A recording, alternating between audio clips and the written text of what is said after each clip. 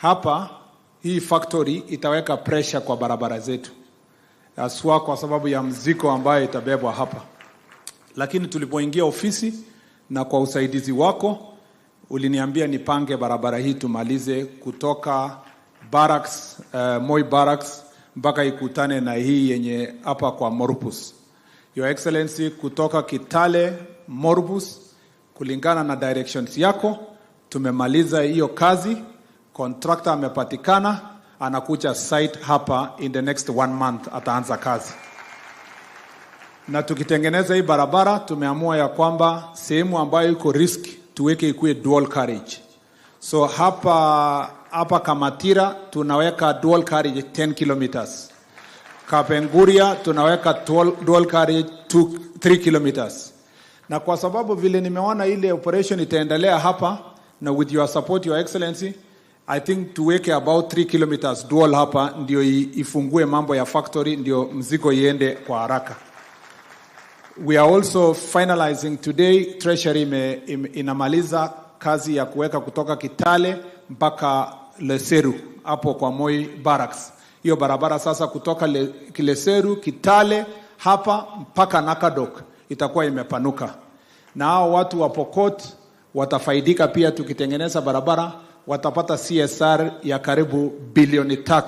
Tutatengeneza mashule along the way, ma health centers, ma markets. Tunajua tayari wewe umetutengenezea market Sigor, market kwa hapa, ile ya Kapenguria, ile market pia ya Alale, lakini tutaongeza a few markets along the road, along your directions, Your Excellency, to make sure that this place has moved forward. Barabara zile zingine zinaendelea, kidogo payment hivi, ile ya kukucha Sondani, Your Excellency, inaendelea. We are going to support the contractor. Na watu wameomba Mungu akitubariki hapo mbele itoke Sondani iteremuke ikuje hapa Ortum ndio ikuwe rahisi kupanda hii ya Lela. Pia Bwana Devki amesema hii Clinker anapeleka Nakuru. Na nimemwambia sio lazima aende angangane na malori kupitia Kitale. Tunamaliza barabara ya Marich Pass kuenda mpaka Tot, kuenda Barbelo, alafu inaenda Nakuru. Itakata safari yake kwa almost 80 kilometers. Atafika Nakuru kwa haraka kupeleka hiyo Clinker wakati they manufacture, as he brings the other factories to come closer to us. Your Excellency, we appreciate you. I don't want to say more than that. Mara leche kwa babi Pokot ke lestena we na ngaleba chorsho chak. Yeah? Ke logu na bi jobende ngaleba stock exchange. Age logu jajogira ngaleba factories lenye ke torter President William Ruto. Otaka kuipocha maendeleo nyolenye age iricha barabara ke maendeleo chachang. Kela stena ngaleba church joba chak age nam chaga ge ku ka konga ke nam ge morin ke lu ki konga picho le chebleng ngo Pokot ngo Turkana. Serenyo Mungu awabariki. Kongoi Mising Waziri. CS Mvuria, 1 minute.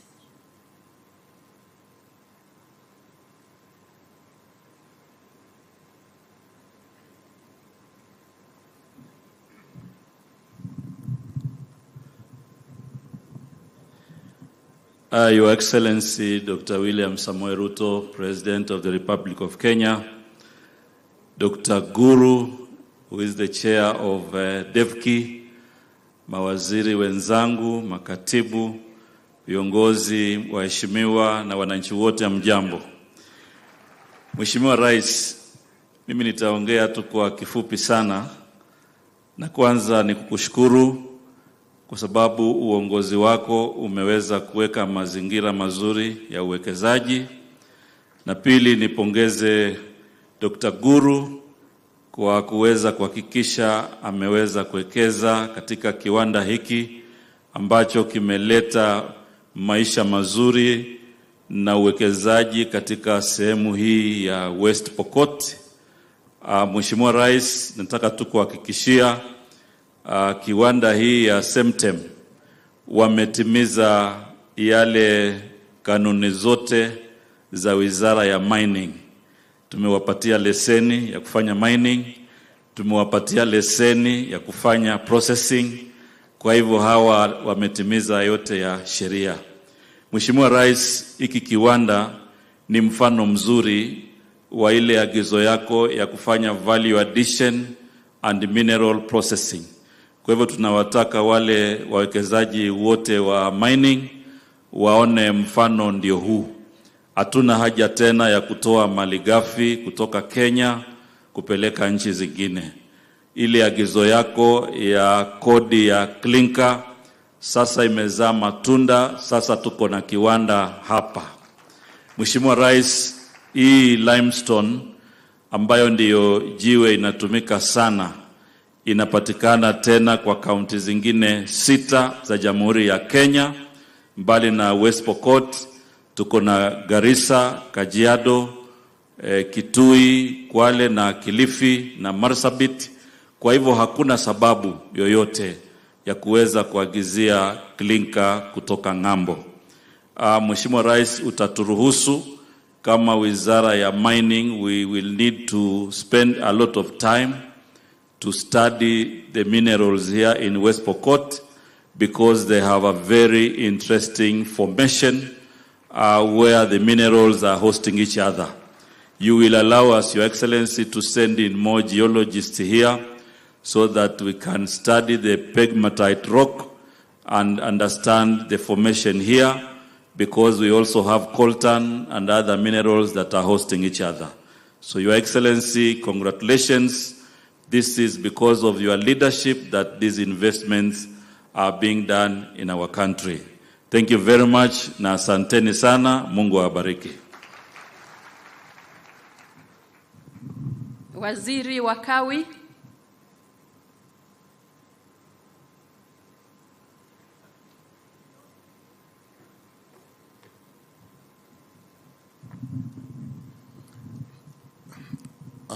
Your Excellency, President,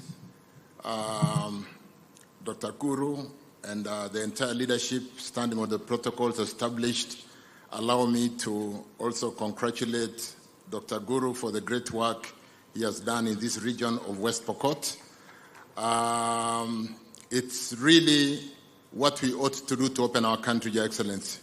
I know very briefly you will be touching on what we are doing in electrification in this region.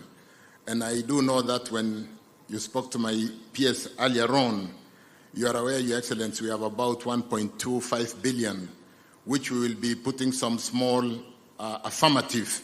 Tutaongeza kidogo, Bwana Governor, tufikishe 1.5 billion in terms of the programs to electrify this region, kusindua stima, ili kwamba stima ikuwe kwa manyumba yetu yote. Tutahakikisha kwamba the way Guru has come, Your Excellency, is now consuming the kind of power like I mentioned earlier. We have built a line from Otum, 33 kV line. Imeleta stima hapa, he has got a 42 megawatts transformer. Iyo moto yote ni kama ile moto inatumika in the whole of West Pokot and maybe Trans Nzoia. So congratulations for the great work you are doing. From the power side, I want to confirm, Your Excellency, we'll run with the current programs with the leadership of Kachiliba, Kapenguria, West Pokot and Zigor, kuhakikisha kwamba tutasindua stima iweko kwa manyumba zetu zote. Your Excellency, congratulations for the great work you are doing, and thank you for this opportunity to congratulate Guru for the great work he's doing.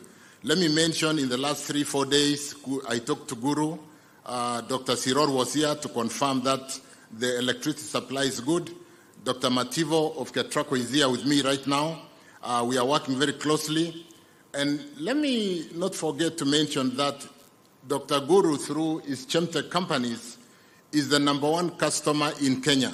He pays 1 billion every month ahead of Safaricom. 1 billion. So he's a 12 billion customer. Na nimesema kwamba customer kama huyo awe akiwa na shida is the customer who anashughulikiwa na CS. So when you have problems, Guru, unanipigia simu na angalia maslahi yako. Thank you, Your Excellency. Asante sana. Thank you.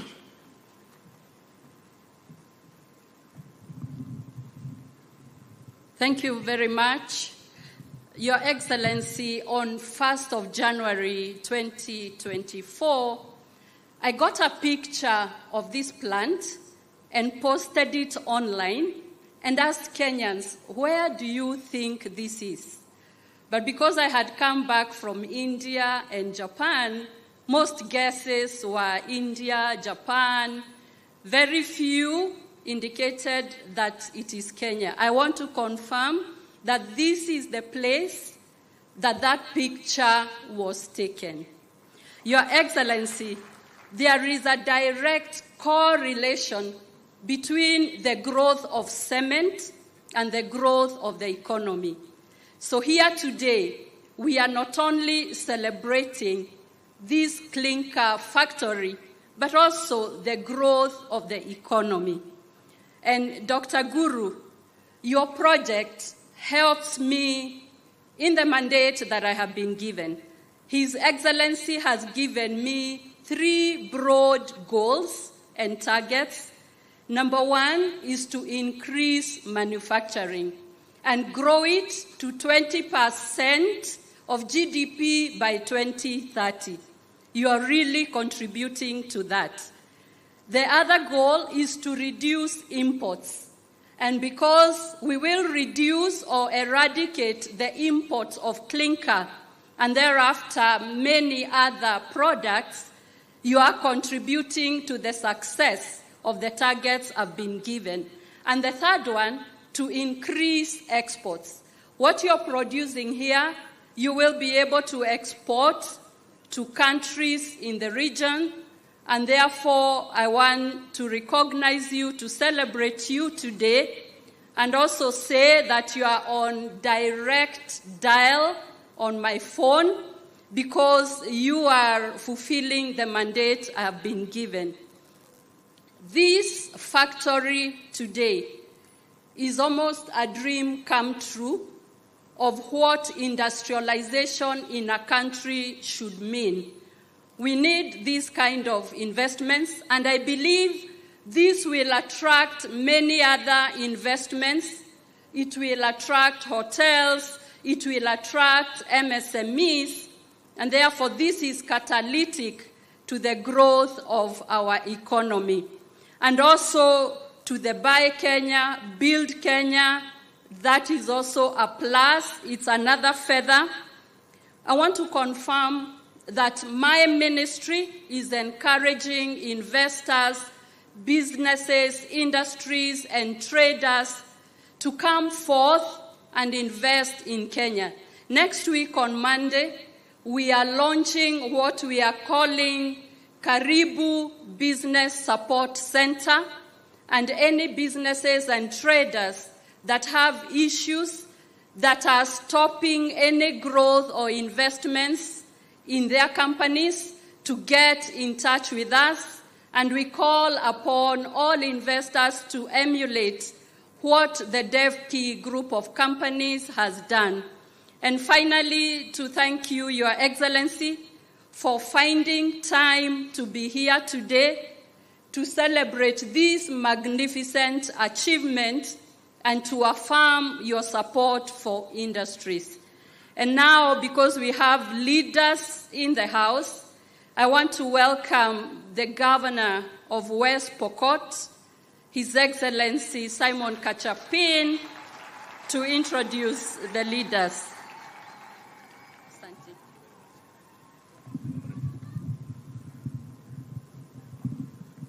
Asante sana. Mheshimiwa Rais wetu wa Jamhuri wa Kenya, Daktari William Ruto, mwenyekiti wa DevKey Group of Companies, ndugu yangu Guru na mke wake na board of directors wake wote, mawaziri walioko hapa, mwenzangu governor kutoka Uasin Gishu ambaye hako hapa na sisi, viongozi wote ambao wamekuja na wananchi ambao wamefurika hapa, hamjambo. Hamjambo tena. Bas, Mheshimiwa Rais, sisi kama viongozi wa West Pokot tutakuwa na mengi, kwa sababu faida hii yote ni yetu. Sisi ni kushukuru. Hata wale viongozi nitawaita, hatuna maneno mingi, kwa sababu tunakushukuru sana na tukukupongeza kwa kupata nafasi kuja kusindua hii kiwanda. Mheshimiwa Rais, hii kiwanda vile wale wameongea itafungua hii kaunti. Na nataka nikushukuru sana kama rais wetu, kwa sababu wewe ndio umehakikisha hii kiwanda inakuwa hivi, ndio nimekuja leo kuwa kusindua. Pili, kabla sijaita wenzangu, nataka pia nishukuru Bwana Guru. Huyu mwenyekiti, kusema kweli, kuwa na imani kuja West Pokot, vile alikuwa amesema, investors wengi walikuwa nasikia West Pokot kwa njia mbaya, lakini amethibitisha kwamba West Pokot vile ndio amekuja kuwekeza hiyo mabilioni 45. Mheshimiwa Rais, nilikuwa nataka kusema mimi kama kaunti tunapata bilioni 6 kwa ile yote unatupatia, ile tunasanya kidogo ni bilioni 6 kwa mwaka. Na yeye ameinvest 45 billion. Timini tunasaka 9 years tufikie ile pesa ameinvest hapa. Kwa hiyo tunasema congratulations for this, na tutapatia all the support ambaye anahitajika. Kwa hivyo Mheshimiwa Rais, sitaki kusema mengi, umenikubalia kwamba tutatafuta nafasi tuseme yetu ambaye kama county tuwezi kusema kwa huu mkutano kwa sababu ya wakati. Na leo Mungu ametubariki na mvua kubwa, imenyesha kutangu asubuhi. Nafikiri ilikuwa ni pati ya kusherekea hii sherehe ya leo. Na pia wale watu wamekuja dunia mzima ya West Pokot wako hapa, Mheshimiwa Rais, kuja kukulaki na kupongeza wewe pamoja na Bwana Guru kwa sababu ya kazi hii ambayo iko mbele yetu. Mheshimiwa Rais, vile nimesema tutasema yetu wakati kikao tutapata nafasi. Tumekaa chini na Mheshimiwa Guru na tumekubaliana yote kwa sababu amekuwa mwenyeji hapa.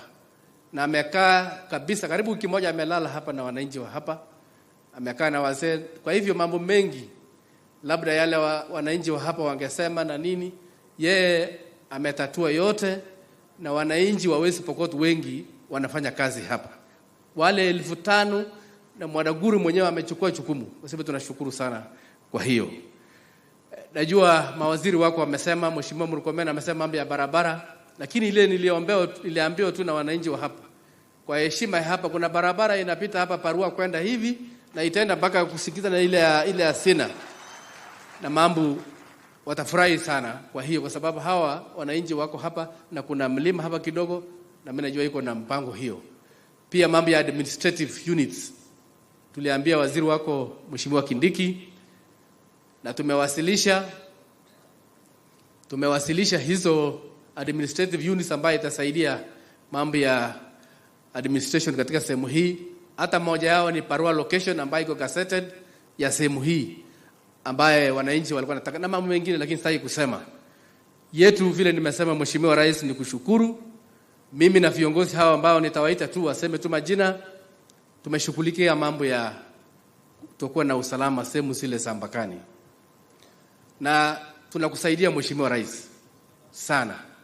Hivi juzi mimi na magavana wangu wa Elgeyo Marakwet, Baringo na Turkana tumekaa chini, tumesema tutafanya branding ya wanyama wote wale wako mpakani, ili mtu akiiba ng'ombe ya mtu kama West Pokot tumeweka brand W something. Alafu baadaye hata Guru amesema atasaidia sisi the modern scientific way ya kufanya branding, ya kuweka chip. So tumeambia wananchi wetu, ukichukua tu ng'ombe ya mtu tunafuata wewe na simu. Tunajua tu ng'ombe yangu, hata ukichinja basi utapatikana hapo. Kwa hivyo ndio mambo tutafanya karibuni kule mpakani. Kwa hivyo Mheshimiwa Rais, sitaki kusema mengi. Najua kuna mengi unapanga kwa mambo ya ile hapa tour. Iko hapa na maendeleo ya West Pokot. Tunashukuru yote ile. Hata ile mabarabara Mheshimiwa Murkomen anasema mingi imefanyika, ni machache tu ambayo iko na kamilishwa, kama vile ingine iko kule Sigor, zile ziko makutano. Wewe mwenyewe ulikuja kuzindua. Kwa hivyo mimi sitaki kusema mengi. Tunajua wewe kuna program mingi, mambo ya dams, mambo ya nini, na sisi tunataka hii nchi ifunguke.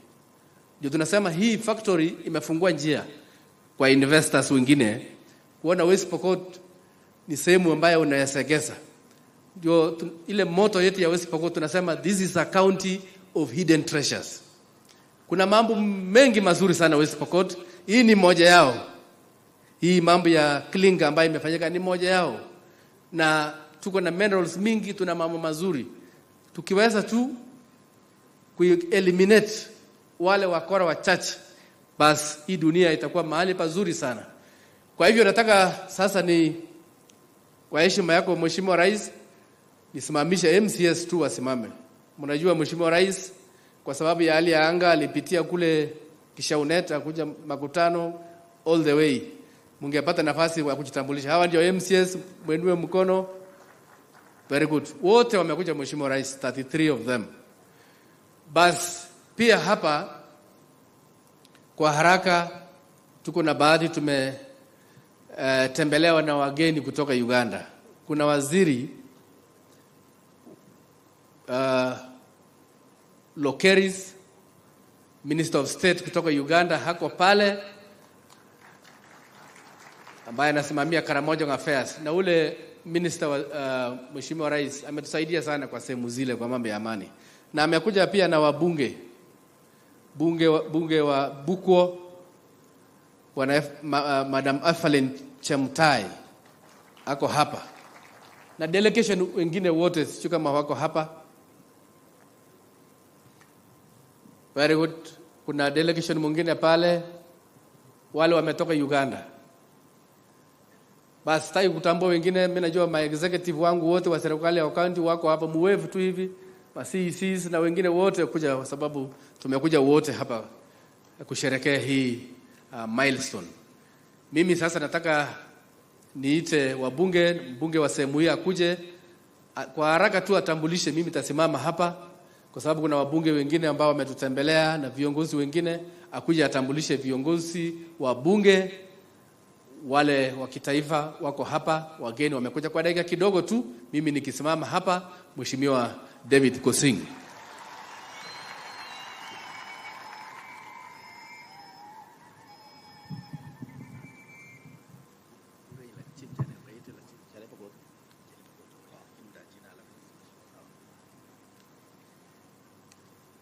Your Excellency, our President, our brother, and our father,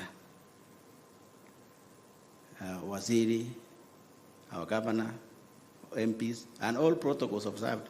Go Pokot, Sabai, go Pokot. Sabai na po.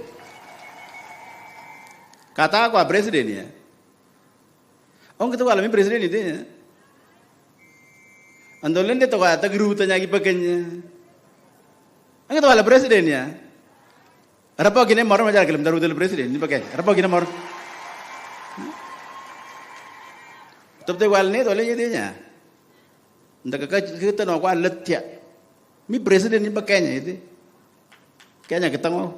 Arapaw gina na po President. Taga President nyo kara. Kalam dalam mito West Pokot.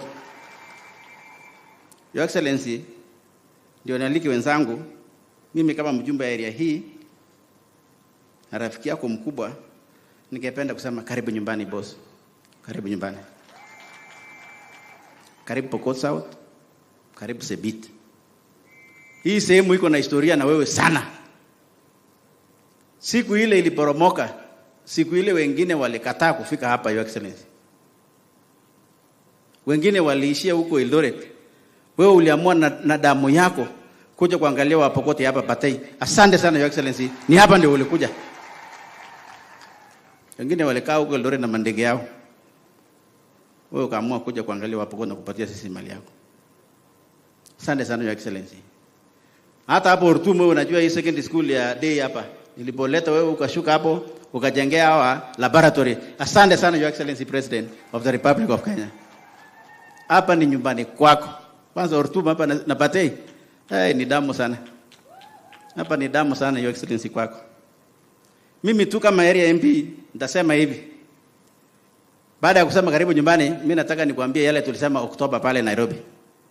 Na nimeambia wao Pokot ya kwamba 2027 na kuendelea mbele West Pokot ni UDA. UDA West Pokot. Nimeambia hiyo watu yote Your Excellency, wacha niseme wewe ukiwa hapa. Ndio hiyo watu wote wasikie. Sababu ndio mambo ya nyumbani. Tulikutana kwako Oktoba. Tukakwambia na mimi nataka niseme kila mtu ajipange. Tukakwambia mimi naona 27 mimi nikipiga ile viatu yangu ile ya mzee ile nipiga hivi. Mimi naona election West Pokot itaishia nomination ya UDA. Kwisha. Mwenye atashika certificate ya UDA namna hiyo excellency anaenda bunge ama anaenda governor direct in the morning. That is how it is in the mood of West Pokot. Achame kanya Pokot. Leo nyoni? Na tangu siku ile nimefanya kazi mingi, nimeingiza watu wengi sana katika UDA. It's true. Ile kitu tu bado mimi naongojea your excellency ni sakramenti ile ulisema siku ile kwa State House, unajua mtu akibaksala kidogo alafu arudi atubu anapatiwa sakramenti. Mimi bado naongojea sakramenti, jaona mali iko nimetaimu hivi. Lakini uliambia ichungwa, mimi natafuta ichungwa next week. So your excellency nikisema kwanza na wewe tuambia sisi tupange West Pokot, wewe upange Kenya. It is true. And in election coming, sisi tutapanga West Pokot your excellency. Wewe panga Kenya hii. Wewe umepambana sana. We want to give you more freedom in West Pokot and home. Ni upange Kenya hii. Nobody will disturb you in this county of West Pokot and in Rift Valley. Sasa kila mtu ajipange. So nikimalizia your excellency, hii wa Pokot ya Pokot watu waliniambia nikwambie maneno machache. Sasa tuko nyumbani na ile mtu alikuwa na shetani apotee. Amepotea leo. Sasa waliniambia your excellency to tell you the following things. Number 1, iko watu ya Endo wako hapa. Endo ward, hiyo ni Sok. Iko watu ya Sok. Iko watu ya Chapararea ward na Batei ward hapa na Sakir. 5 wards. Wanatumia Ortum kwa hospitali, kwa shule zote ziko Ortum. Lakini your excellency hawana madaraja. Mimi naomba wewe, nilikuwa nimemwambia Mheshimiwa Murkomen, saidia sisi daraja 2, moja Ortum na moja Mitoni ya Ion. Na mambo nakwisha your excellency. Finish. As local engineer, mimi naona ni 50 million moja ni 100 million. Your excellency ukisema leo, hii watu wa Pokot watafurahi ile waje kuona tangu Mungu aonze dunia hii. Number 2, Mheshimiwa Murkomen amesema ile ya kujenga dual carriage. Hapa kwangu Chapararea hapo ukienda Kamatira. It's very hilly. Na Mungu alifanya mpango mzuri ukashuka Kapenguria ndio ukuje uangalie barabara. It's very hilly your excellency. Usaidia Mheshimiwa Murkomen ajenge hiyo dual carriage, lakini immediately ile utasaidia sisi ni kujenga a climbing line kuanzia hapa Sebit mpaka Makutano. Hata kama hakuna lami tuweke ile climbing line, ndio hii malori yetu ya kusaidia sisi iende ikipitia hiyo njia, ndio hii watu wafanye biashara your excellency. Saidia sisi hiyo. Number 3, future mimi naona West Pokot is going to be mining. Mimi naomba your excellency leta hii Rawala anasema leta hii railway. Wewe funja historia. Chenga railway from Kitale to Ortum hapa. Karibu kilomita 100. If I might estimate. Kwa sababu hii factory haendi mahali. Hii factory itakaa hapa milele. Your excellency mimi naomba hiyo sana. Ya karibu ya mwisho hospitali ya Ortum ni mission hospital. Na imetreat watu yote ya Pokot South na West Pokot mpaka Southern Sudan. Ortum mission hospital. Imesaidia wamama wenye wanazaa namna hiyo. Lakini Mungu sijui ilifanya namna gani? Wasungu wamepotea. Ile donors ya zamani wameenda sijui wameenda wapi. Hospitali Mheshimiwa your excellency karibu na kufa. Mimi naomba nikitumia mkono yangu ya kulia, wewe kuwa mzungu ya hiyo hospitali your excellency. Chukua hiyo hospitali na usaidie hiyo mission hospital. Saidia your excellency. We have only 2 good hospitals. Ile ya serikali ya Mheshimiwa Kachapin iko pale Kapenguria. Lakini ile wa Pokot mpaka Sudan, mpaka Baringo, Tiati wanajua. No, najua excellency, I don't want to explain more that. But what has happened, kwa sababu ya wazungu sijui wameenda wapi, hakuna mtu anasaidia hiyo hospitali. Your excellency, if you take over that one, hata Mungu atasaidia wewe na utaishi. Na mimi nafikiri hiyo sio mwaka 25. Waje tubadilishe katiba. Waje tubadilishe katiba. Kwani iko nini? Bwana asifiwe. Ya mwisho your excellency, iko shida yetu hapa. Na mimi na Mheshimiwa Moroto tumefanya petition to the Minister for Lands. Iko shida your excellency hapa Chepchoina phase 3. Take charge of that Chepchoina phase 3. Take charge your excellency. Na anza na DC anayekaa hapa Endebess. Kuna watu wanaenda nje wanaomba kura yao alafu wanakuja kupromise watu hapa kwamba kuna shamba. Your excellency, mimi naona tumemaliza hii piece ya Turkana na sisi tumemaliza. Wewe saidia sisi ya Endebess. Finally Guru, karibu nyumbani. These are the following things raia wamesema ufanye. Ya kwanza maji. Rawal, maji. Pamba maji iende ile mlima, ikuje ishi hapa kwa watu wakunywe hapa na watu wakunywe Ortum. Rawal sioni sawa? Sioni yako mzee. Ya pili barabara 3. Hii ya kwenda Chepokorion, hiyo ni yako, si ya president.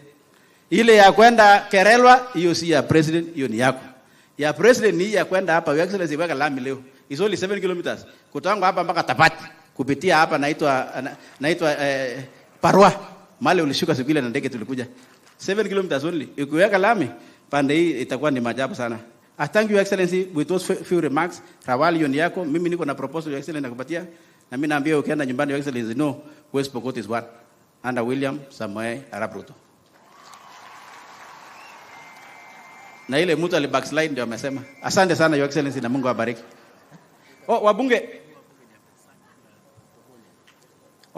Wabunge wale wenzangu wametoka nje. Wasimame tu watambue jameni. Simameni wote jameni. Pigeni hawa makofi jameni. Lakini kwa heshima, Your Excellency, mimi ni bunge na mimi ni chairman ya bunge. Wacha ni allow my friend. You know, we are chairman in National Assembly. I'm chairman in PIC. We are in leadership. Anaweza gonga mimi tukikutana kwa bunge. Wacha ya salamia watu. Thank you very much. Your Excellency na wananchi wa Pokot, hamjambo.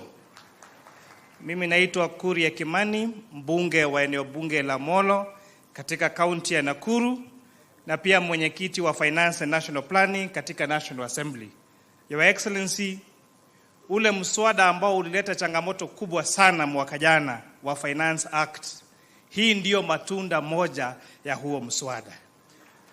Kwa sababu kwa sisi kuongeza levy kwa importation ya Clinker ambayo kamati ya fedha na mipango ya taifa katika bunge kuu iliweza kupitisha, ndio ikakuwa expensive kufanya importation ya furniture, kufanya importation ya Clinker, and that is why we celebrate this great milestone. So thank you, Excellency, for your great plans, and be sure that we will stand here to support that growth of manufacturing as a percentage of GDP to 20%, hata sio 2030 hivi karibuni. Thank you, na Mungu awabariki watu wa West Pokot. Asante chairman, sasa huwezi kunipiga, mimi nimepona. So naomba wenzangu local area members of parliament tukuja hapo wote. Nimeulizwa kwa sababu His Excellency some commitment. Naomba kwa heshima tukuja hapo wote. Kwa heshima wabunge wenzangu tukuja hapo wote. Tuseme neno moja mbili for our president. Karibu women rep. Amwezi mbunge ya county kuja hapa. So Mheshimiwa Lote, take the mic.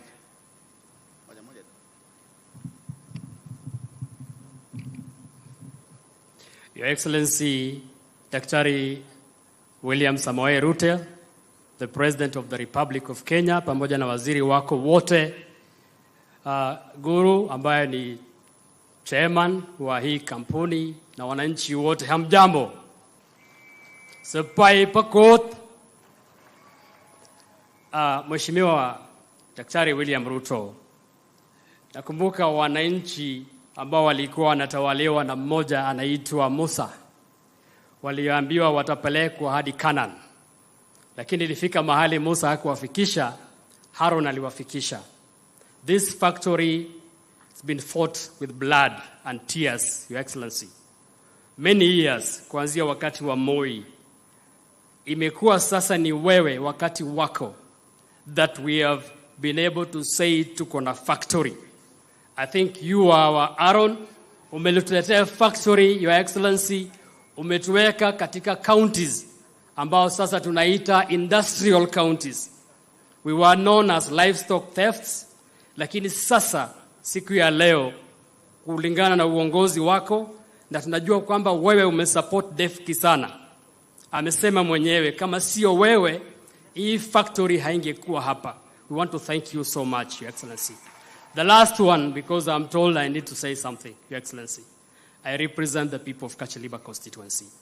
Na nikipata nafasi ya kuja kwako, nitakuambia jambo moja ambao weniambia kwa niaba ya watu hao. Nilipokuwa natembea asubuhi, wakaniambia ukipata huyo miracle worker, waambie the following. Nikawauliza miracle worker kwa namna gani? Wakasema inawezekanaje kwamba mwaka jana watu walikuwa wananunua gorogoro ya mahindi kwa 200, saa hii wananunua chini ya 100. Wakaniambia inawezekanaje mwaka jana saa kama saa hii tulikuwa tunanunua petroli na 240, saa hii tunanunua na 190. Akaniambia inawezekanaje kwa mara ya kwanza katika siasa ya Kenya mzima tumeona mheshimiwa Raila ametool down. Wakati wa Moi alikuwa bado yuko. Wakati wa Kibaki akawa yuko. Wakati wa Uhuru akawa yuko zaidi. For the first time ametool down, na ninaona ni kama anauliza tutapea nani. Is that not a miracle worker? And Your Excellency, because you are a miracle worker, this is what the people of Kacheliba are telling me. And Kacheliba is a very unique constituency, Your Excellency. One, this is a constituency that came to Kenya in 1972. It was not Kenya, we were Uganda. It is the constituency that is made up of 4,100 kilometers square. It is the only constituency that hosts the State House, a State Lodge. It is the only constituency that borders Uganda. Your Excellency, these people are saying two things. One, they are asking, Namaliza, they are asking for a sub-county called Kapakali sub-county, Your Excellency, because of the size. Two, Your Excellency, they are asking for two roads. One, to support what the chairman Defki has said.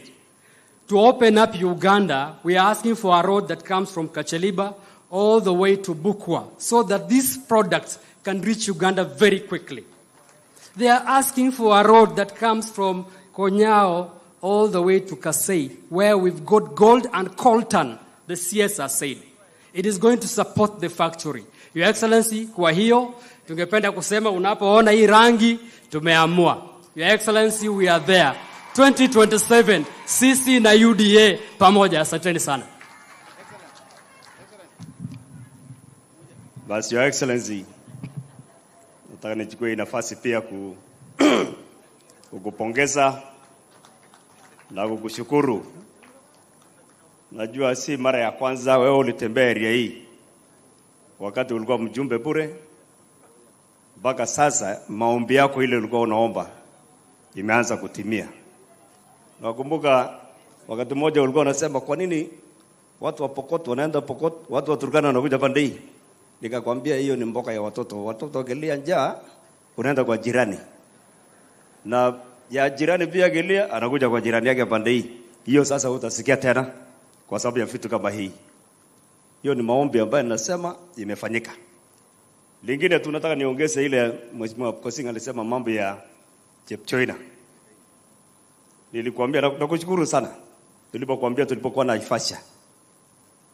Hii shamba ilipeanwa 94 to 97. Wengine sasa wanakuja na ni Hasla ndiye alipewa mpaka wale walikuwa wanafanya ADC. Lakini sasa unapata kwamba wale wadosi wengine hata wanakuja na helikopta na makari kubwa kubwa. Bas mimi nilisema si kitu. Unajua shetani akitembea tunasema tutembee na hiyo naye. Lakini kwa sababu ya wewe ni mtumishi wa Mungu, wewe ni mtu ambaye unaomba, fakia watu kama hawatoke. Tutakusaidia pia kufakia wakisidi. La mwisho nataka nishukuru Waziri Chirichiri yuko hapa. Yuko mambo hapa Takwel, Kenchen. Tulianda na Mheshimiwa Rais mpaka shule inaitwa Tipet. Wakasemekana kwamba crocodiles zinakuja kula watoto. Yeye akasema hakuna mtu alimsikiza. Sasa yeye yuko hapa hivi na sisi ndio tuko hapa. Waziri, sisi wote hapa tutakuja ofisi yako tupange namna ya kulainisha.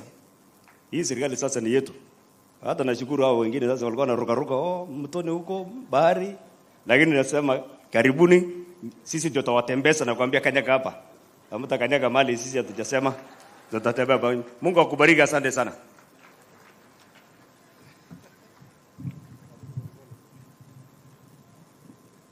Your Excellency, the President of Kenya, Dr. Samoei Ruto, CSS President, PSS President, MPs, na Bwana Guru, na wananchi wote wa Pokot. Bwana asifiwe. Tumsifu Yesu Kristo. Asanteni sana. Kwanza naitwa Rael Kasiwai, County MP West Pokot ama Mama County. Na nichukue fursa hii kukaribisha president wetu hapa West Pokot kwa kusema karibu nyumbani. Karibu president, karibu kao. Pili nishukuru Dr. Guru kwa sababu ameleta factory kubwa kama hii hapa West Pokot. Thank you for trusting the people of West Pokot and investing in West Pokot. Tunajua watu wengi wamesema West Pokot is not secure. Wewe mwenyewe umetoa hotuba, tunasema all investors welcome to West Pokot. Bring us more investors and we shall welcome them. Pili ni kuombe kwamba unajua ng'ombe ikichinja nyumbani, wale wengi wanafaa kufaidi ni watu wa nyumbani. Kwa hivyo nasema utuandikie watoto wetu wa hapa at least 90% wafanye kazi hapa factory ya Sebit. Kwa sababu hii imekuja kutufungua ama imefungua kaunti hii na tutapata faida nyingi kupitia factory kama hii. President, nisema asante sana kwa sababu umetukumbuka sisi watu ya West Pokot. Umetuappointia PS Arumonyang. Umeappoint dada yangu Lilian ambaye tulikuwa naye race. Ninaomba tu umalizie wale wachache wamebaki ili kaunti hii ikue sawa sawa kikazi. Tuko na Mheshimiwa Munomi, najua hiyo umepanga mambo yake. Profesa pia ako pale, tunajua utafanya jambo. Mheshimiwa Rais, kama mama county, ninajua kuna shule nyingi hazijafungua kule sehemu ya Chesekon ama border zetu, shule 5. CS Kindike anaelewa, kwa hivyo wewe tu nikukumbusha harakisha hao watoto warudi shuleni. Na njia moja ya kufungua hizo shule ni kutusaidia KDF pale border ya Marakwet and Pokot, mahali inaitwa Chesekon, Sokotou, na hapo amani itarejea, watoto wataenda shule na hata wananchi ambao wamehama watarudi nyumbani, kwa sababu hapo sasa hivi imekuwa no man's land. Tunajua hiyo itakuwa sawa sawa. Mheshimiwa Rais, tunakushukuru ulifungua sub counties. Ulipeana Tot sub county, ukapeana Tiati. Tunaomba sasa sehemu ya Chesekon another sub county na mambo itakuwa sawa sawa. When we have many administrative units, hata maendeleo itakuja na ile mambo ya insecurity itapungua. Kwa hivyo Mheshimiwa Rais, najua unatupenda na haya yote itafanyika. Kwa hayo machache, najua governor wetu ameomba appointment. Ile siku tutakuja tukaya chini tukunywe chai, tutasema mambo yote. Kwa leo nasema asante na karibu tena West Pokot. Mungu awabariki.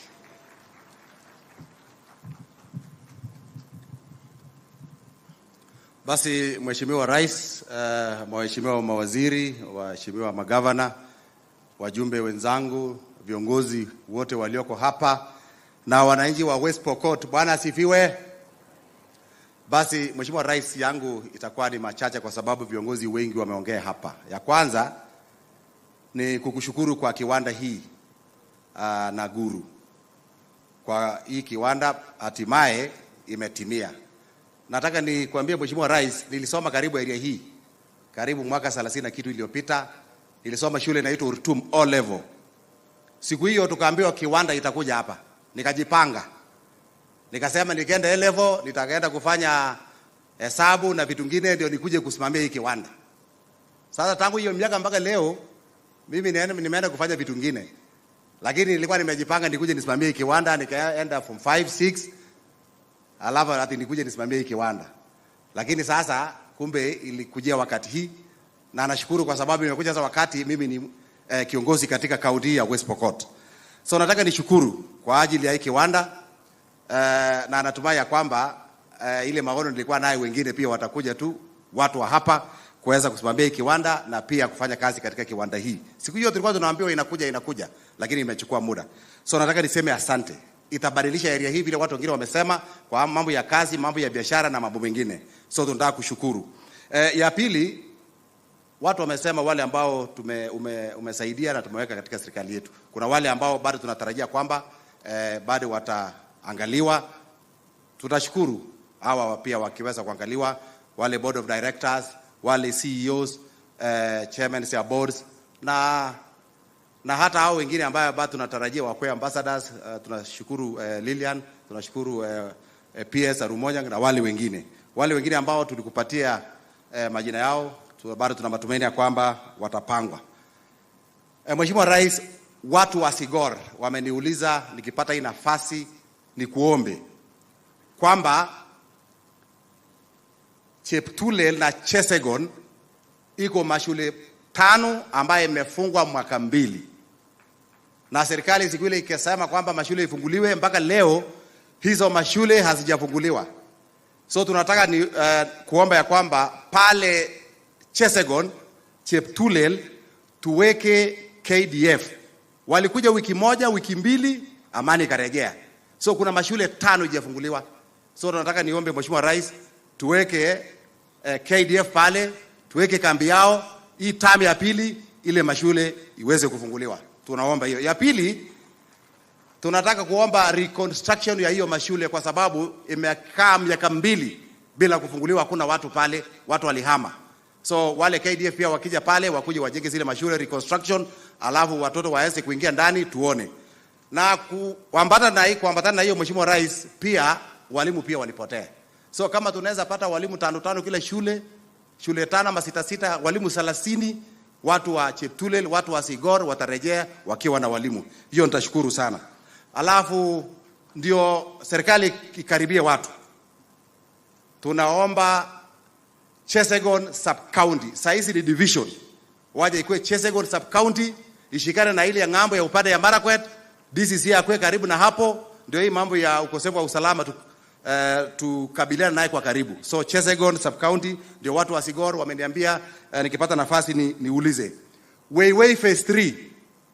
Weiwei phase 3 ulikuja wakati ulikuwa naibu ya rais pamoja na rais wakati huo 2016, na siku hiyo tuka launch phase 3 na mpaka leo haijakamilika. So kama kuna mambo kidogo bado iko katika National Treasury na nini iweze kuharakishwa, ndio sasa wananchi waweze kupata ile mashamba yao ya phase 3 na tuzalishe chakula katika Kenya hii, alafu tuwe food secure. Karibu ya mwisho Mheshimiwa Rais, hata wakati ulikuwa makutano nilisema kuna barabara Seker iko na changamoto sana.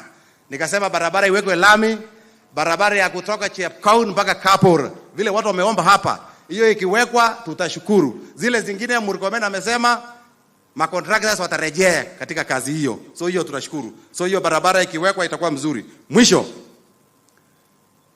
tarehe 26 tumejipanga kwa ajili ya uchaguzi ya UDA katika kaunti ya West Pokot. Sisi ni baadhi ya makaunti za kwanza tunafanya uchaguzi tarehe 26.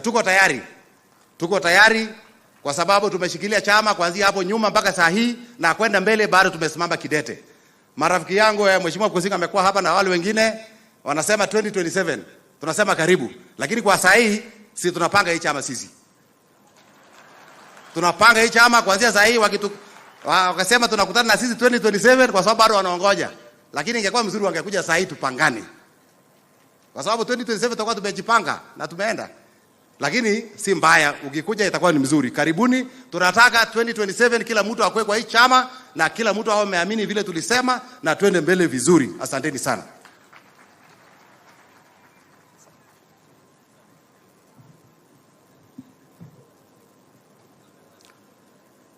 Asante sana Mheshimiwa Rais wa Jamhuri wa Kenya, alafu Bwana Guru na mke wake, wabunge na wageni wetu wote.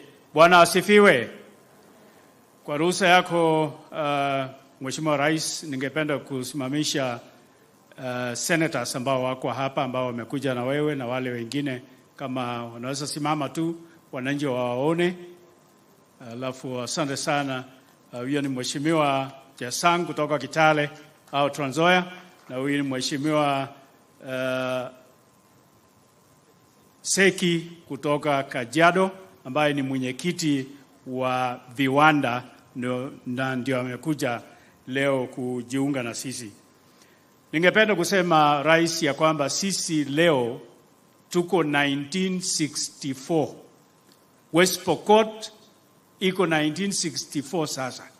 Wakati mambo yalichomoka tu kutoka uhuru, na sisi sasa tunapata uhuru kwa sababu ya kiwanda hiki ambacho Mungu ametusaidia tukapata. Sisi hapa sasa tutapata kazi ambayo hatukuwa tukiota. Na kwa hivyo tunakushukuru kwa kusaidiana na Guru ili kiwanda hiki kiweze kuwa hapa. Na pia tunakushukuru sana Rais. Wakati wewe ulikuwa unasema ya kwamba tuweke attention ya kwanza mambo ya chakula ili Kenya kwanza ishibe, hatukukuwa tunajua ya kwamba itawezekana gorogoro ishuke. Na mimi sasa kama mkulima nina mahindi chungu nzima kwa store yangu ambayo sijui nitauzia nani, kwa sababu bei imekuwa mbaya.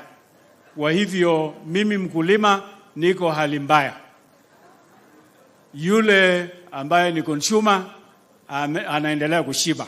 Na kwa hivyo na ni mzuri, mimi sinunguniki, nasema tu pongezi kwa sababu uliona kitu cha kwanza kifanyike ni kuongeza chakula.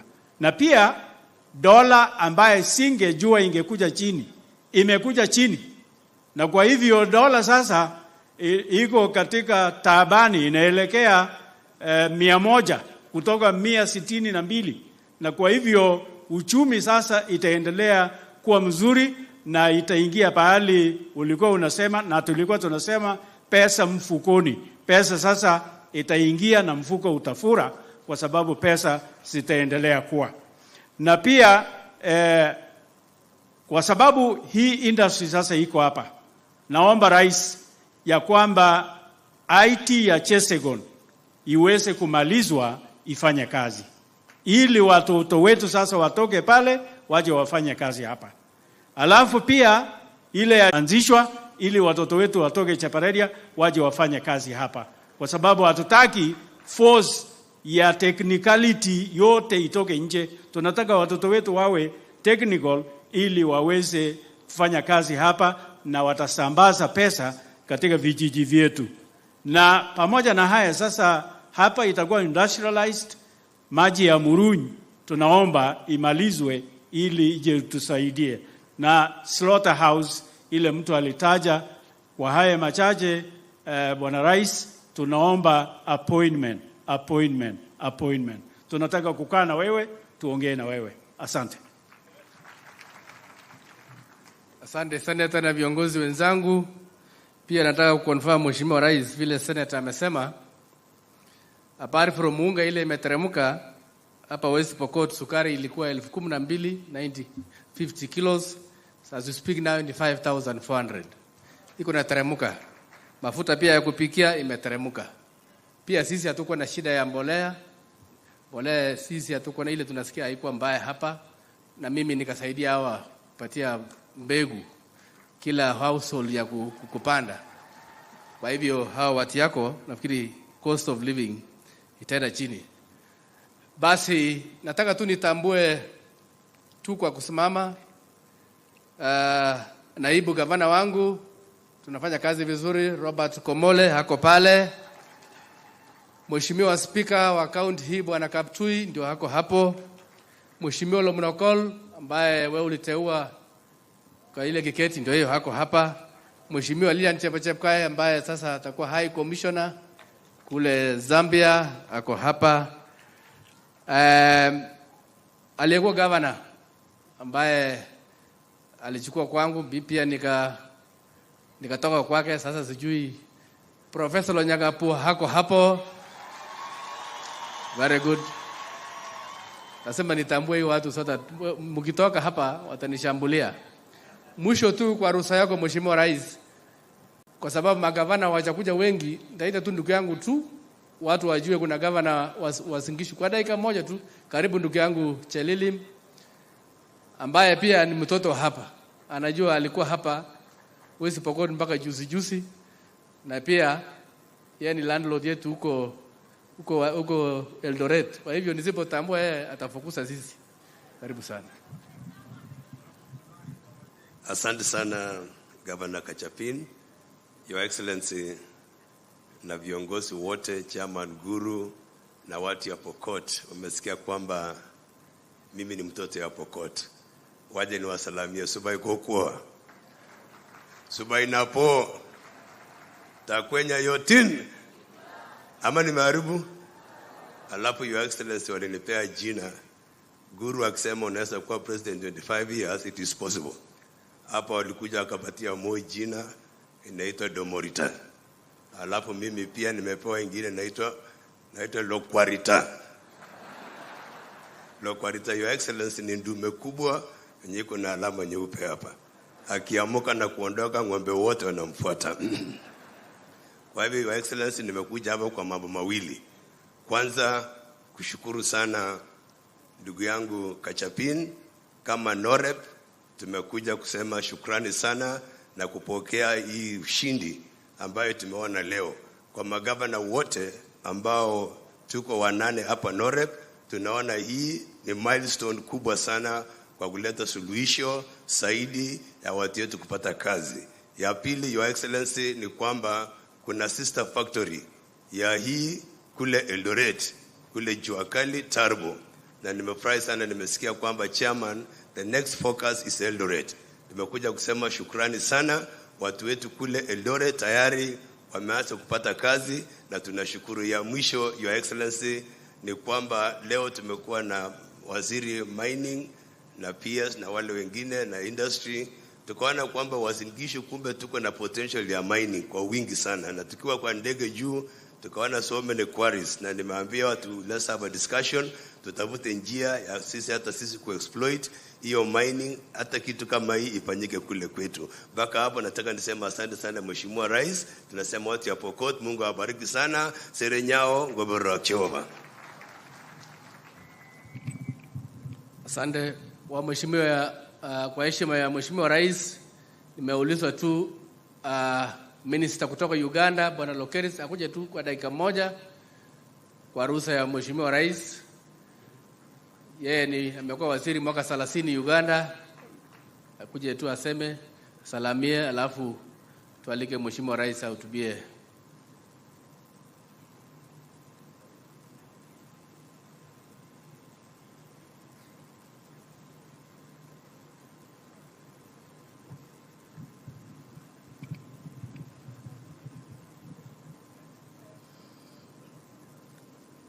Your Excellency, Honorable Ministers, I'm told here they say cabinet ministers or secretaries. So I have to follow that. Captains of all industries present, the clergy,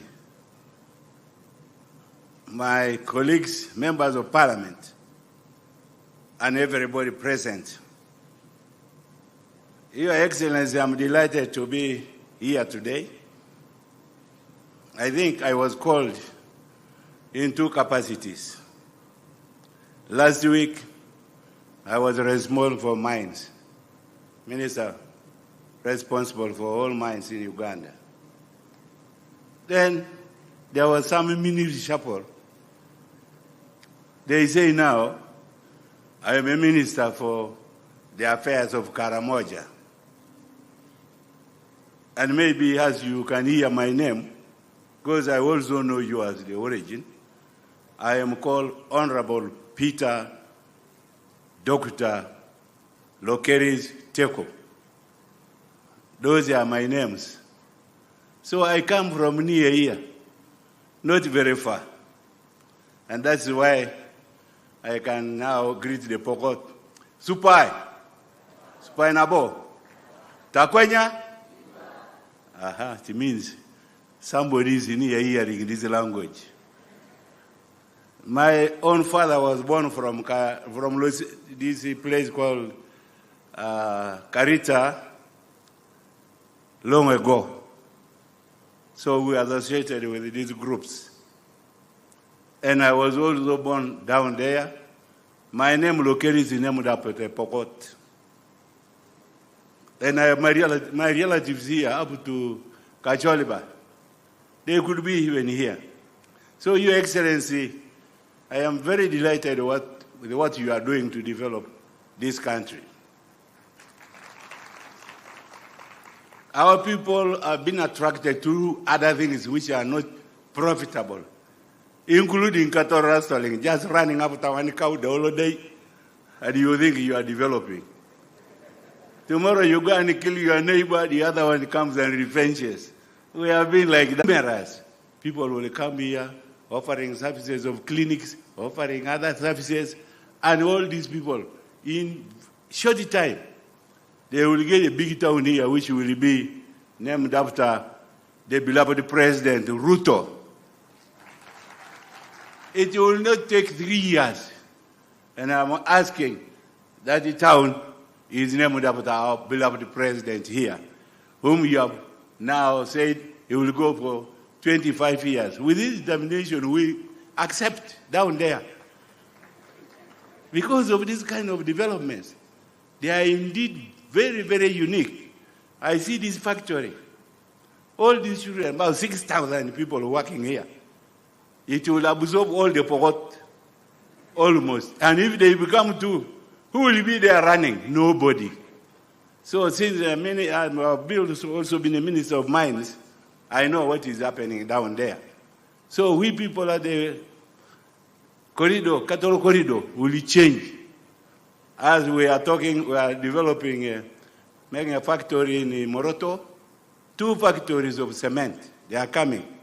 We are building them. Plus these ones, all this area, we shall be self-sufficient, exchanging our things, services, and work that will be there. But this is very impressive, Your Excellency. I have heard the people, how they have been praising you. I'm very impressed. For my friend Guru, I met Guru long ago. When I saw him talking here on the screen, I saw a man that had become old. I said, is that a really Guru?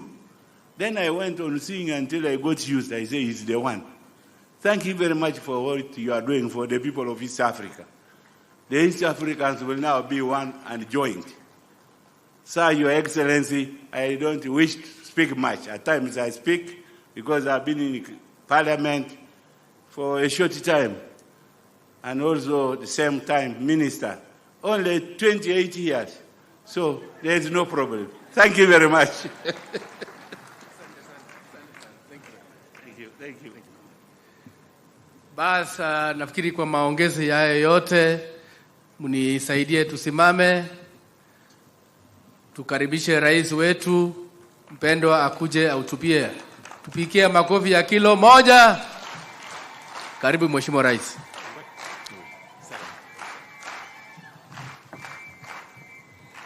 Haya, asanteni sana, tafadhali tunaweza keti chini. Thank you very much.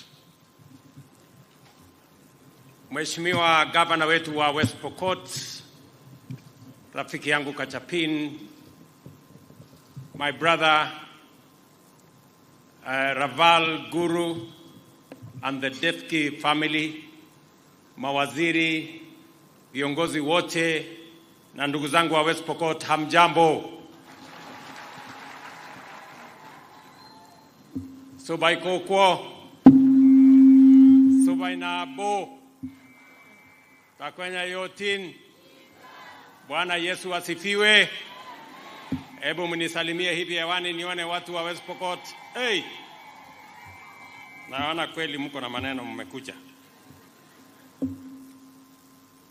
Kwanza mimi nataka nimshukuru Mungu kwa kutupatia nafasi hii. Tufike county yetu ya West Pokot kwa mara nyingine tena. Na mtanipatia nafasi kidogo kwa sababu tuko na viongozi wengi. Tuko na watu wengi, marafiki wametoka sehemu mbalimbali. Marafiki wa ndugu yetu Bwana Guru na kampuni yake.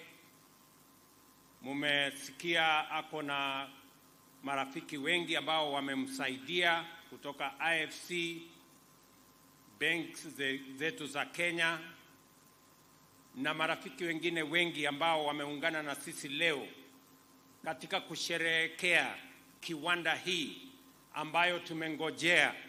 Vile watu wa West Pokot wamesema, kiwanda hii imezungumziwa miaka nyingi, lakini leo kwa mapenzi ya Mungu tumekuja kuifungua rasmi, na sasa itazalisha mali na kuajiri vijana wa West Pokot. And therefore, this is a very special day in many important ways to different stakeholders. To the Desky Group, we are here to make another milestone in their ambitious expansion of their industrial footprint in the Republic of Kenya. To the people of West Pokot, this is a moment to witness the enormous resource potential of this county and its economic benefits to the local community and to our nation, Kenya. To the people of Kenya at large, we take a monumental step in our industrialization journey by aligning investment and productivity with our quest for self-reliance in respect of strategic goods. The role of the Desky Group in this journey is commendable. Two of their investments, National Cement and now Cemtech, produce 6 million tons of clinker annually, which is equivalent to our national demand as a nation.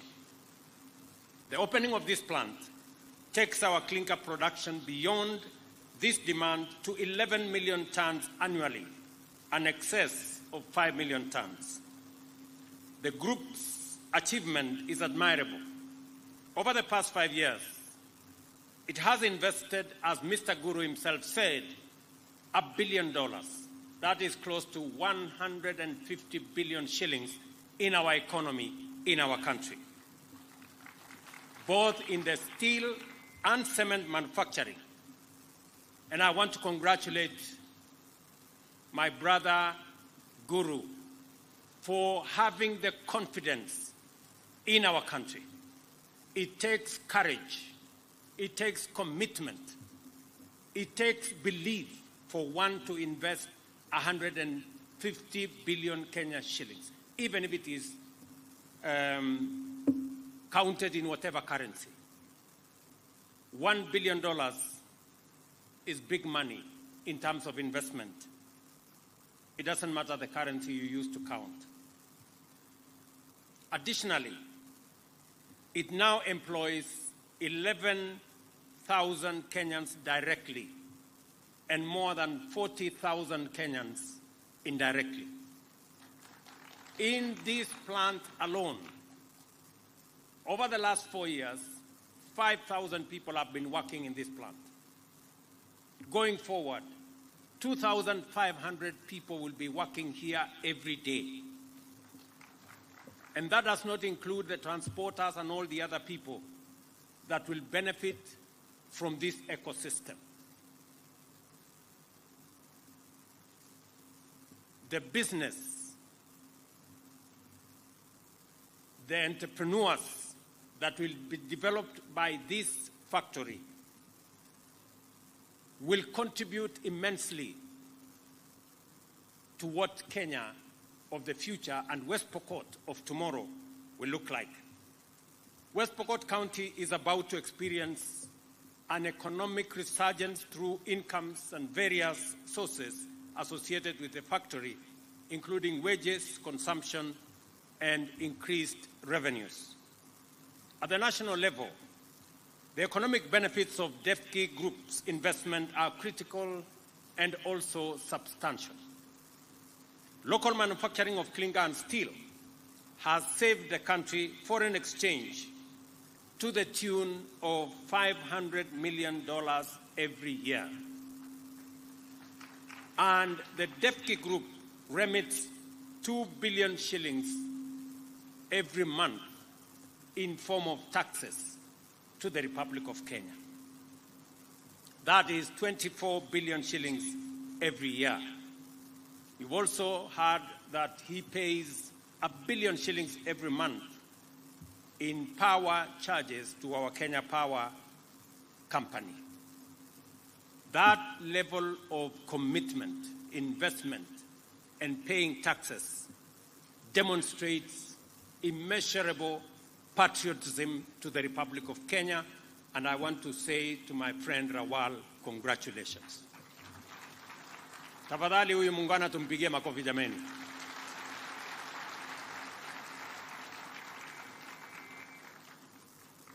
Huyu Guru ni rafiki yangu, lakini anaamini kwenye taifa la Kenya. Sio watu wengi wako na uzalendo ya kutosha kuweka pesa zao katika investment ya mali kama hii. Mumesikia hii kiwanda ilipatiwa leseni ikafanywa ground breaking miaka 13 iliyopita, lakini haikuanza. For 13 years nothing happened, kwa sababu people had excuses. Or you know West Pokot is insecure, or you know there is imports of clinker and many other excuses. But when Defki came into the scene, a man who believes in Kenya, who has demonstrated his patriotism to the Republic of Kenya, he overcame those challenges. He overcame those excuses. And that is why today we have an investment of 45 billion shillings in West Pokot. Wakati mmoja nilikuja hapa West Pokot kwa uwanja, na niliwaeleza watu wa West Pokot ya kwamba ni maono yangu ya kwamba hii West Pokot tuibadilishe. Hii West Pokot tutaipatia jina mpya. Haitakuwa West Pokot ya wizi wa ng'ombe, ya njaa, ya kukosekana kwa usalama. Itakuwa ni West Pokot tofauti. Munajua ile kazi tumefanya hapa West Pokot. Tumejenga barabara ambayo haikuwa imejengwa na serikali nyingine yoyote. For the last 8 or so years, we build roads in this county. Mumesikia ile mpango tuko naye kwa zile barabara ambazo zimesalia. Barabara kutoka kule maili 9 kule Leseru all the way mpaka Murpus hapa. Tumepatiana hiyo kandarasi, tumepata pesa kutoka Africa Development Bank, na katika hiyo mpango tutajenga hiyo barabara. Yale mambo mengine mumeniuliza, kwa mfano tufanye dualing pale Makutano, tufanye dualing hapa Kamatira kutoka hapa chini,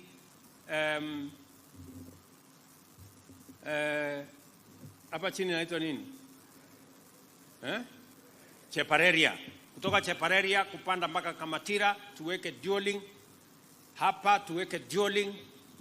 Mumeniuliza maneno ya Ortum.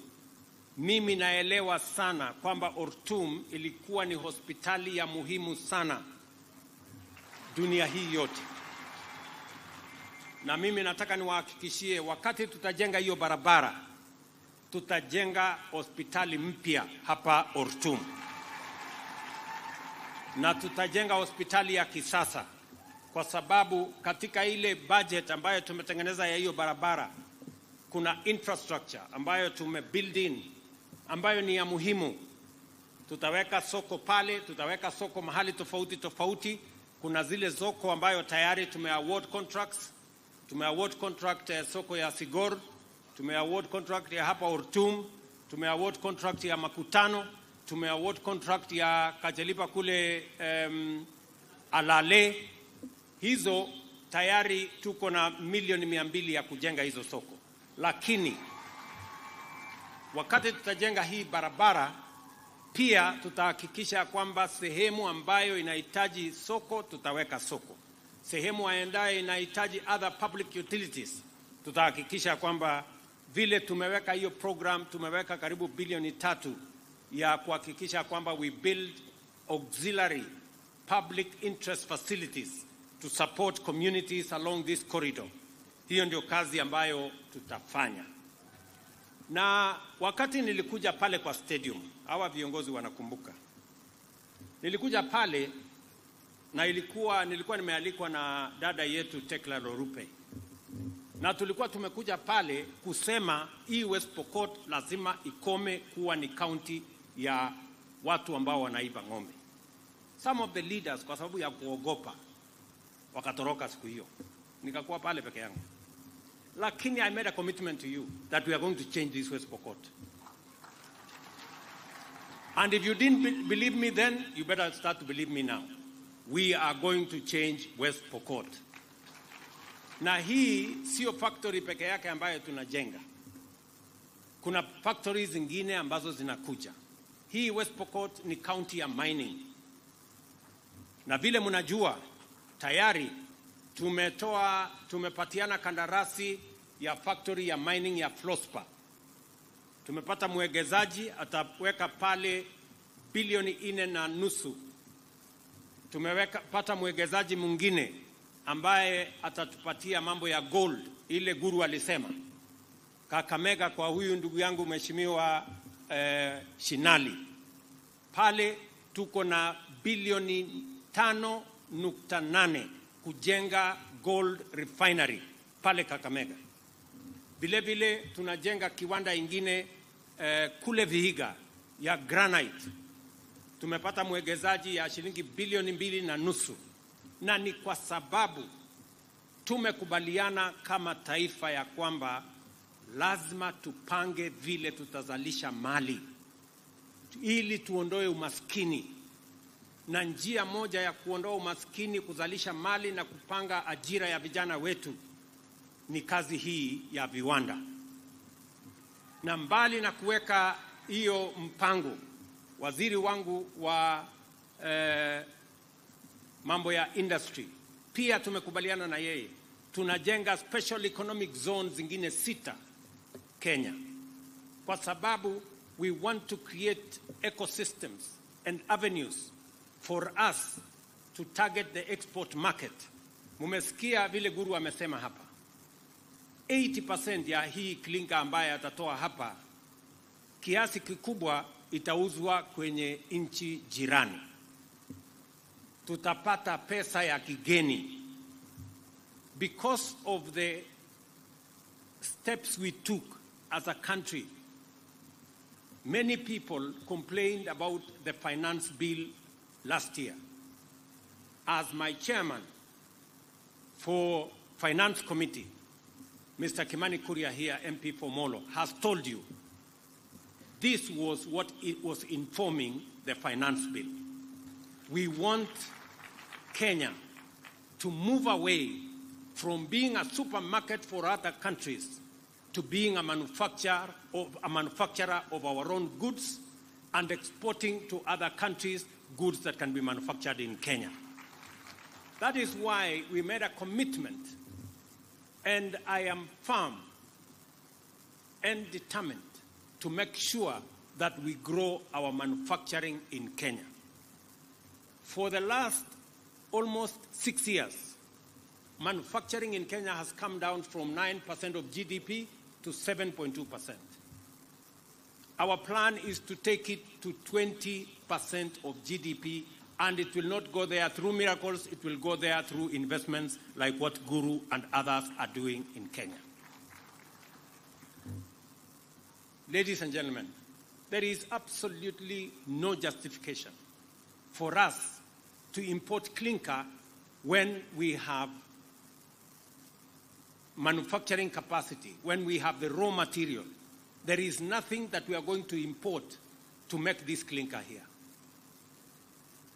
And if there is any import, it is less than 10%. So this is clinker manufactured in Kenya. I hear some people tell me sometime, Mr. President, you know, goods manufactured in Kenya are not very high quality. And I tell them, it is better we drive a Datsun made in Kenya than a Rolls-Royce made elsewhere. That's what it is. And slowly, we are going to make our own Mercedes. Pole pole, hii yetu hii tutaifanya mpaka itakuwa. Si namna hiyo? So, we must believe in ourselves. I want to tell the people, my countrymen and women, we must believe in ourselves. We must believe in our country. We must be patriotic. We must work for Kenya. We cannot continue to be slaves of other people merely because we do not want to take the hard decisions and invest in our own country. You have heard what this factory is doing. Many people, when we say that we want to create jobs for our young people, creating jobs is not merely growing the economy. You can grow the economy and still not create jobs. You must be intentional and deliberate when you are creating jobs. That is why we are investing in different programs. Apart from manufacturing and processing, we have our housing plan that is supposed to grow our housing units by 200,000 every year. And I'm very happy that we will now have cement at a reduced price because of this facility. Our housing plan is going to benefit from this investment. In this county, we already have land for the first 5,000 housing units. And I want to ask the young people here, those of you who are going to work here 2,500, we need another 3,000 who are going to work for us in our housing plan. As I have said, we are building another 4 markets, maybe 5 shortly. And we are investing in other areas. Waheshimiwa ambao wameongea hapa, pia tumekubaliana na wao ya kwamba ili tupange ajira ya vijana wa West Pokot na Kenya, mbali na viwanda kama hii ambayo tumepanga na wale waegezaji, mbali na program yetu ya housing, vile vile tumebadilisha sheria ya CDF. Na mimi nimesign tayari sheria mpya ya CDF ambayo sasa itamfanya kila mbunge, akiwemo mbunge wenu Posing hapa, ajenge ICT hub katika kila ward hapa Pokot South. Na tumekubaliana na hao wabunge in the next 4 months ICT hub iwe tayari. Kwa sababu mimi nimeenda Marekani, nimeenda Ujerumani, nimeenda Ufaransa, nimeenda UAE, nimeenda Saudia, nimeenda sehemu nyingi. Tayari tuko na makubaliano na nchi 19 ya wao kutupatia ajira zaidi ya 1,000,000 ya vijana wa Kenya kupitia kwa digital jobs. Hao waheshimiwa wakijenga ICT hub, tutaweka hapa internet, tutalete kompyuta, tuko na walimu wa kufundisha hawa majamaa, ili kijana wa West Pokot akiwa hapa nyumbani anaweza kufanya kazi kampuni Marekani ama Ujerumani ama Ufaransa, akiwa hapa nyumbani analipwa na dola na Kenya inasonga mbele. Tunaelewana jameni? Nikiongea na nyinyi saa hizi ndio msisikie, kwa sababu watu wengine wanapenda hadithi na story na kitendawili.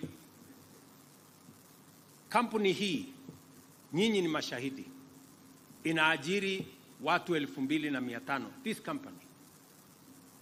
Program yetu ya housing in the last 1 year, sasa tuko na watu wanafanya kazi 1,140 wanafanya kazi katika program yetu ya housing ambao hawakuwa wanafanya kazi. Nikiongea na nyinyi saa hizi tuko na vijana 120,000 wengi katika our technical training colleges. Saa hizi wanafanya kazi digital jobs na wanapata pesa kupitia kwa mtandao. That is how we are going to create a Kenya that leaves nobody behind.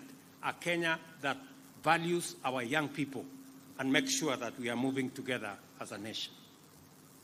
Watu wa West Pokot, mimi nimefurahi sana. The Destiny Group eloquently illustrates the power of investment to promote self-sufficiency and export production, create employment, increase economic activity, utilize local resources and generate attractive returns for both the investors and for the country. It also demonstrates the vision behind our bottom-up economic transformation agenda by outlining the roles of investment, manufacturing, and industrialization in enhancing our country's self-sufficiency and export performance. It is important that we create incentives to promote more of such investments for our local investors in the manufacturing sector to promote competitiveness by embracing the most efficient technologies. This is because incentives are investment that must be repaid in higher productivity, greater efficiency, higher competitiveness, and a strong export performance. This is the path by which we shall achieve our ambition to grow manufacturing sector by 20% of our GDP by 2030. DEFCI Group have shown us that this target is within reach and it is attainable. In view of the implications of the local manufacturing capacity in terms of jobs, productivity, forex savings and revenue, it is not reasonable to provide duty and levy exemptions to importers of goods that can be produced locally. And that is the commitment I made to the country, and that is the assignment I gave to Parliament under the chairmanship of Mr. Kimani here and his team, that clinker, we are not going to be importing clinker, we will manufacture locally. Cement, we are not going to be importing cement, we are going to manufacture locally. Steel, we are not going to be importing steel, we will manufacture locally. Furniture, we are not going to be importing furniture, we are going to manufacture locally. Just imagine, ati kuna mtu anasema ati tuagize kitanda kutoka Marekani, ama meza, ama kiti. Sio ni ukumbavu kubwa sana? Yani ni waulize watu wa West Pokot, kutengeneza furniture, kitanda, sijui meza, sijui nini, inahitaji ujuzi mingi. Inahitaji tu seremala, na msumeno, na randa, na nyundo, na msumari, mambo imekwisha, si kitanda iko tayari. Na tumewaambia wale wanataka kuimport kitanda kutoka sijui wapi, hiyo kazi hawatafanya. Na kama hawataki kulala kitanda imetengenezwa na Wakenya, wanaweza kulala chini. There is no problem. Hakuna mtu atakufa kwa sababu alilala chini. So we must believe in Kenya. We must be patriotic to our nation. Na mimi nataka niwashukuru watu wa West Pokot. Gavana wenu amesema hapa ya kwamba nyinyi mmejitolea, mmezalisha chakula. And I want to thank the people of West Pokot. Mmezalisha chakula ya kutosha, mkajilisha wenyewe na mkatusaidia kulisha Wakenya wengine. Pia gavana wenu amesema mmepata mbolea. Mimi wakati nilikuja hapa nikaomba kura zenu, mimi kati ya mambo niliwaeleza ni kwamba hii mambo ya mbolea mimi naelewa, na tutapunguza gharama ya mbolea. Hiyo ilikuwa 6,000, mwaka huu tunauza na 2,500, na bado tuko na mpango. Na hiyo kazi ambayo tumefanya ya kupunguza hiyo gharama ya mbolea imetusaidia kwa kahawa, imetusaidia kwa chai, imetusaidia kwa sukari, imetusaidia kwa mahindi, imetusaidia kwa ngano. We have production now in Kenya. Na Mungu akatubarikia na mvua mwaka uliopita na mwaka huu. Mimi nataka niwaulize Wakenya wote, let us focus and make sure that we remove and eliminate the shame of hunger in our nation by making sure that we produce. Mimi nataka niwashukuru Wakenya wengi. Siku hizi nakuta hata watu ambao hawajawahi kulima, siku hizi wameanza kulima.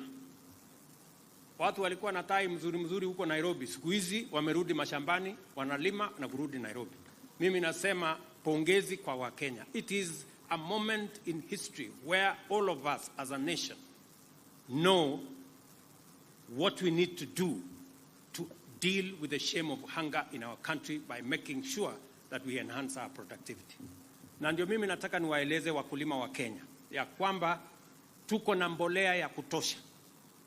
Tulikuwa na changamoto kwa sababu ya kusafirisha mbolea, tuko na vita huko sijui Ukraine, tuko na vita huko katika Red Sea, ikatulazimisha tuzungushe fertilizer ipitie mpaka ifite South Africa, ikachelewa kidogo pale nyuma, lakini tuko na fertilizer ya kutosha. Every farmer will get the correct fertilizer.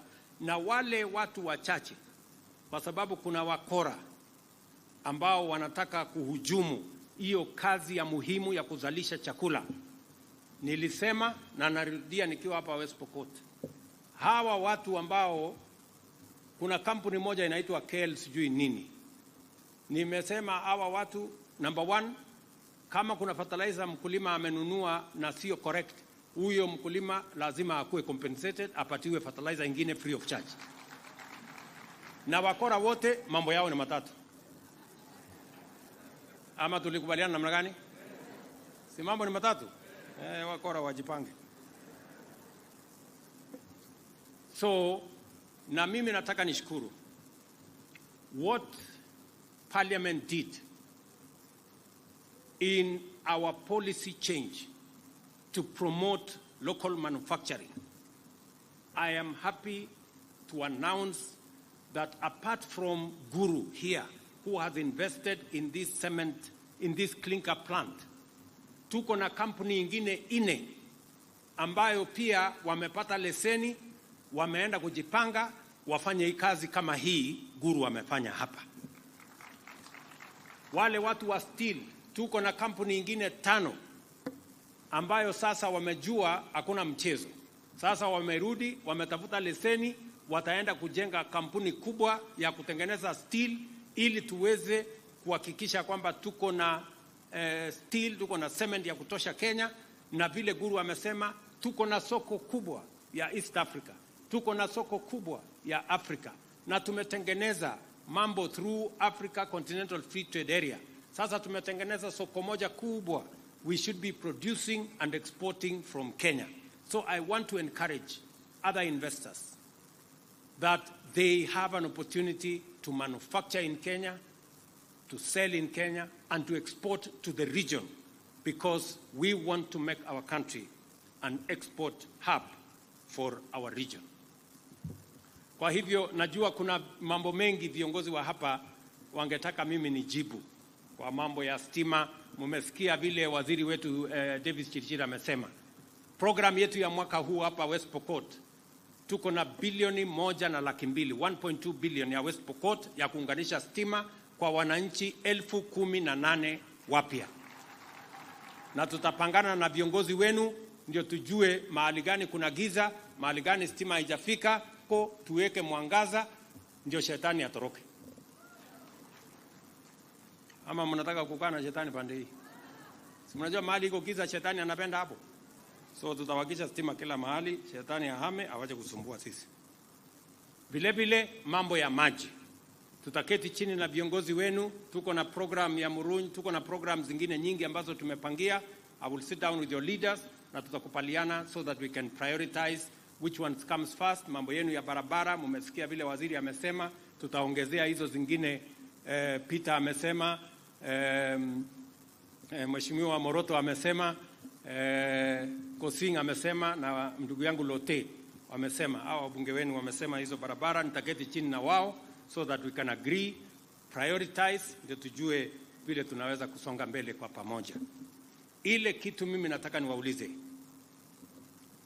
watu wa West Pokot ni kwamba vile tulikubaliana na nyinyi, njia ya kubadilisha West Pokot na kubadilisha Kenya ni kupitia kwa miradi, mipango ya maendeleo kama hii, kuhamasisha wananchi, tuweze kuweka umoja na tuondoe uhasama kati ya jamii hii na jamii ile.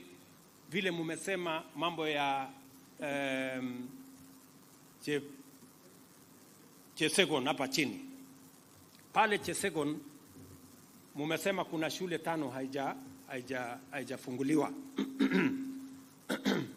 Mimi nataka niseme nikiwa West Pokot, in the next 2 days jeshi watakuwa pale Chesegon, na watakuja pale kuhakikisha kwamba hizo mashule imejengwa, na watakuja pale kuhakikisha kwamba shule zikifunguliwa next term watoto wa kutoka hizo shule watakuwa pale, na tutakuwa na askari ya kuhakikisha ya kwamba watoto wetu wanasoma.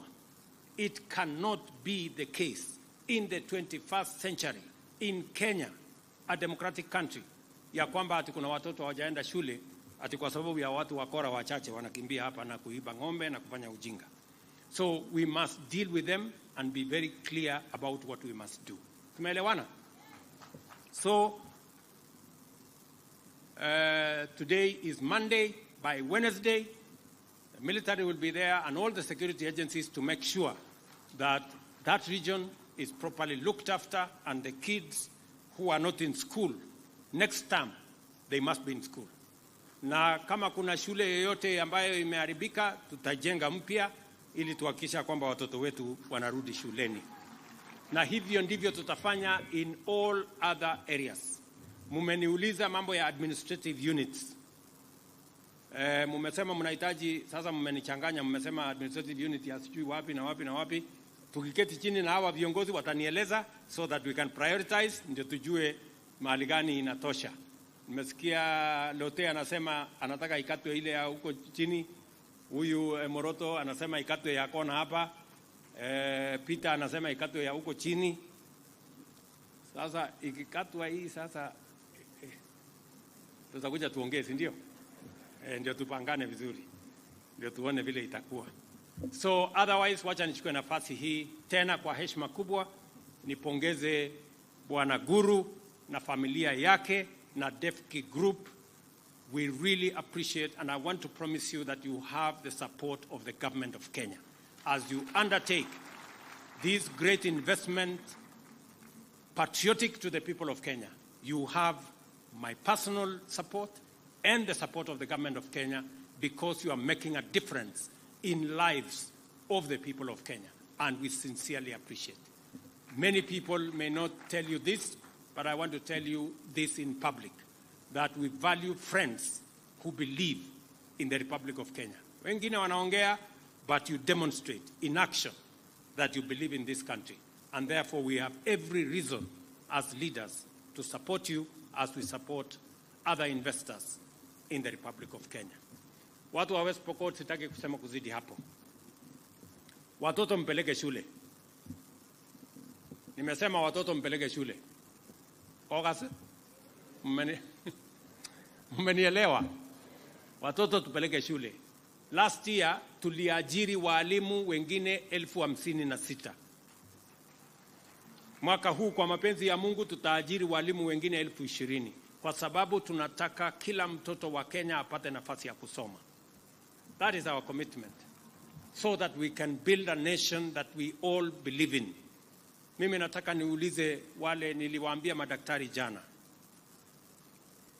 Tafadhali tukubaliane kama wa Kenya ya kwamba we must live within our means. We cannot spend money that we don't have. We cannot have a budget that we cannot fund. And that is why we have to cut down on expenditure. I said yesterday we are cutting down the budget Parliament had done of 4.2 trillion. We are cutting it down to 3.7 trillion. We are removing 500 billion because we must cut the size of the cloth that fits our size. Hatuwezi kuendelea to live large. And I want to say this. It will be reckless. It will be irresponsible. And it will be a betrayal to the nation of Kenya if we continue to borrow money and risk our country defaulting when we know that we can live within our means and we can cut down on our expenditure, we can enhance our revenue, we can reduce on wastage, and we can stop corruption so that Kenya can move forward. As I have told the country before, we are going to make the right decisions. Last year, when we make decisions to stop matters to do with unnecessary subsidies on consumption, many people did not believe in it. But now, unga ambayo ilikuwa shilingi 200 plus, saa hii Guru huyu ameniambia amenunua hapa shilingi 100. Hapa kwenu. Hiyo imepungua. Dola ambayo ilikuwa imefika 160. Because now people believe in Kenya and they believe we have the capacity to make the right decisions. Dola ndio hii imekuja imefika 130 ikiteremka chini. Mafuta inateremka chini. Dola inateremka chini. Jana ilitangazwa stock exchange ya Kenya, Nairobi Stock Exchange. Imetoka from being the worst stock exchange to the best stock exchange in the world. stock exchange ya Nairobi ya Kenya.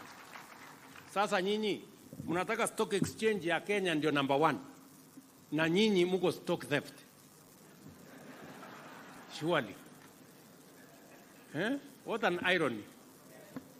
Hiyo maneno tuwache. Maneno iko huko kwa stock exchange. Tumeelewana? Huko ndio maneno inaendelea mzuri. Tuwache hii ya stock theft. Tumekubaliana jameni? Watu wa West Pokot tumekubaliana? Tuko pamoja? Nimesikia viongozi hapa wameongea, wamesema West Pokot sisi wote tutakuwa chama moja ya UDA. Ni kweli ama si kweli? Ni kweli ama si kweli? Harambee. Mbona sauti bado? Harambee. Hapo kwa kazi ni kazi. Tutakuwa hapo sisi wote. So mimi nakaribisha Kosing, nakaribisha Lote, nakaribisha mama wetu wa county, nakaribisha kila mtu kwa chama yetu ya UDA. Si namna hiyo? Na wewe sasa Peter, kwa sababu wewe ndio na senior wetu. Huyo senior. Huyu uko bunge, sasa yeye ndio senior kabisa. Huyu Samuel Moroto. Sasa nyinyi mtayarisha sakramenti, mlishe hii watu ndio tutembee pamoja. na governor, si ndio? Ama namna gani? Mtayarishe meza ya Bwana ndio tutengeneze hiyo maneno tusonge mbele pamoja. Si ndio? So otherwise mimi nataka niseme asante sana. Nimefurahi sana kufika hapa West Pokot. Mimi nawapenda sana na watakia baraka ya Mungu. Thank you very much.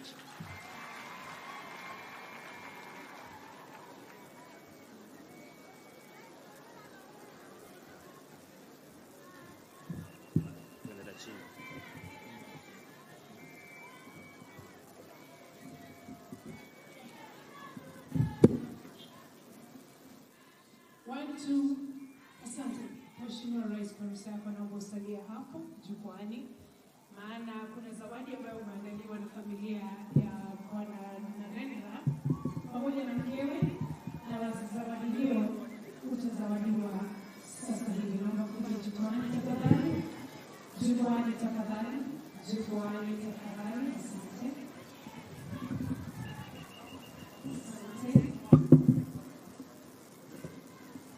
Tuwape makofi wakati ambapo wanampa mama zawadi mheshimiwa.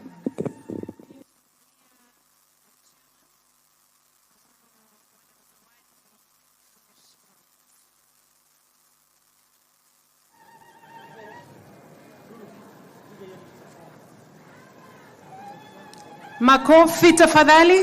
Asante. Mheshimiwa Rais, naomba uendelee kusalia kwenye jukwaa kwa sababu ya picha mbili ambazo tutapiga sasa hivi. Picha ya kwanza ni picha ya familia ya Bwana Naval. Tafadhali rudini. Yeah, go back.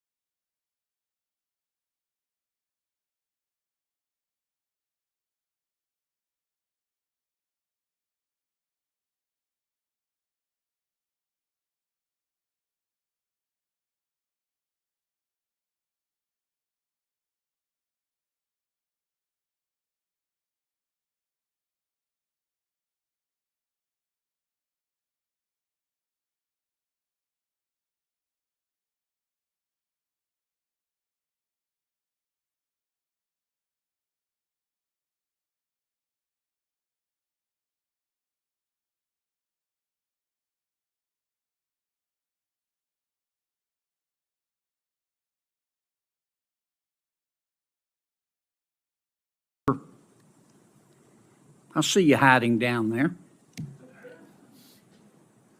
What does yada, yada, yada mean? I'm not familiar with the term, Senator. Very uncool. Can we agree that what you do, not what you say, what you do is what you believe and everything else is just cottage cheese? Yes, Senator. You agree with that? Speak up. Don't be shy. I've listened to you today. I've heard a lot of yada, yada, yadaing. And I've heard you talk about the reforms you've made, and I appreciate them. And I've heard you talk about the reforms you're going to make. But I don't think you're going to solve the problem. I think Congress is going to have to help you. I think the reforms you're talking about to some extent are going to be like putting paint on rotten wood. And I'm not sure you're going to support this legislation. I'm not. The fact is that you and some of your internet colleagues who are not here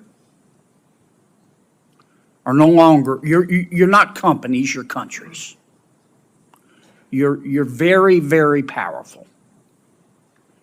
And you and some of your colleagues who are not here have blocked everything we have tried to do in terms of reasonable regulation. Everything from privacy to child exploitation.